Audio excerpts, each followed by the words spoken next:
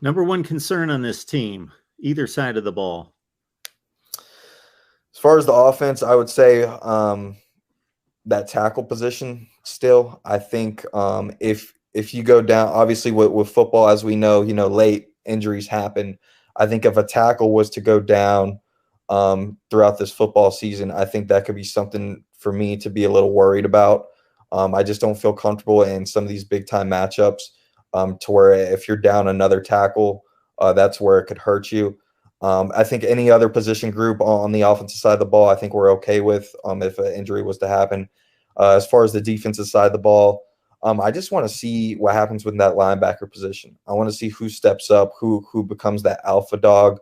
As crazy as it sounds, Mark, I think Corey Flagg got a lot of hate last year. Whether it's his size, some of the miscues that he was on a lot of highlighted plays, but he led the team in tackles last year with 60 tackles. He, was the second leader or actually, I believe he comes back as the leading sack leader on the football team. Not a defensive end, not Jafari Harvey, not Harrison Hunt. It's Corey Flagg who comes back this year leading the team in sacks.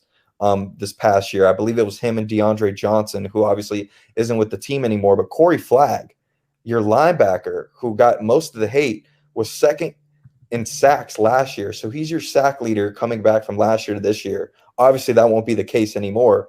And then he was second in interceptions on the team, tied with one.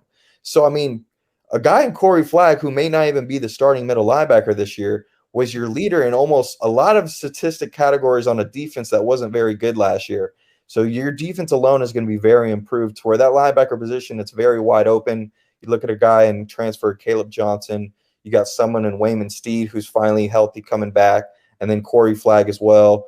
You got some other young guys that are going to be coming in there as well. And Gilbert Fryerson's going to be playing a lot of star position and linebacker, so that's another name to look out for. But you got a lot of guys who are going to be moving around a lot, and that is unfortunately, going to clear out some space for a guy like Marcus Clark, who, as we know, just made a transfer out from the Miami Hurricanes, Orlando native from Winter Park. I expect him to probably go JUCO or maybe go to UCF or Florida, stay closer to home. I believe he just had a kid recently, so I know he may want to be closer to the family. So best wishes to him, but we're stacked in that position.